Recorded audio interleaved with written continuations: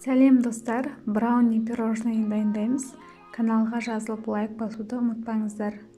Ол үшін 2 жұмыртқамызды ыдысымызға салып, үстіне шекер салып, ағарғанша жақсылап миксерлейміз.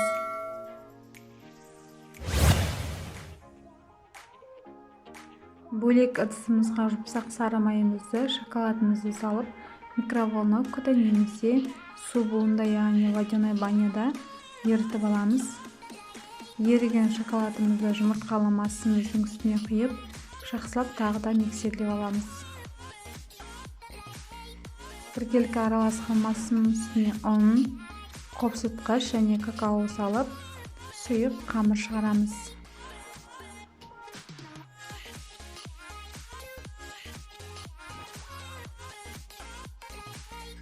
Қамырымызды 22 диаметрлік формада астына пергамент төсеп, үстіне құямыз. Сіз өзіңіз қай диаметрде пісіргіңіз келсе де өз еркіңіз. Жақсылап біркелкі етіп жайып, 180 градуста қызып тұрған пеште 20-25 минут пісіреміз.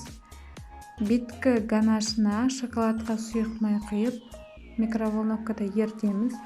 Еріген шоколадымызды біркелкі етіп араластырып, үстіне туралған, яғни үгітілген арахистарды саламыз.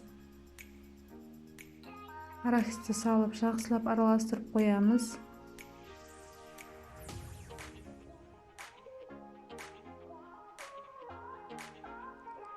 Дайын болған бисквитімізді суытып алып, дәл видеодағыдай етіп кесіп шығамыз. Менде 8 бөлікке кесіп шықтым. Сіз өз қалауыңыз бойынша кессеңіз болады.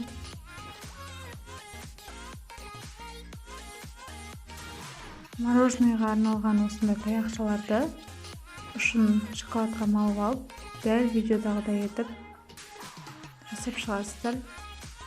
Шоколадқа малып алып, беткі оформлениесін өзіңіз қалауыңыз бойынша жасасаңыз болады. Немесе дәл осылай қалдырсаңыз да болады. Өте әдемі болып шығады. Ең бастысы жұмсақ және тез дайындалады. Кез келген уақытта асығыс болсаңыз, осы пирожныйды жасап, дастарханыңызды гүл етіп жайнатып жіберсеңіз болады. Каналыма жазылып, лайк басып, пікір қалдыруды ұмытпаңыз. Мені қолдауды ұмытпаңыз. Алдағы уақытта бұдан да керемет рецепттер болады. Сау болыңыздар.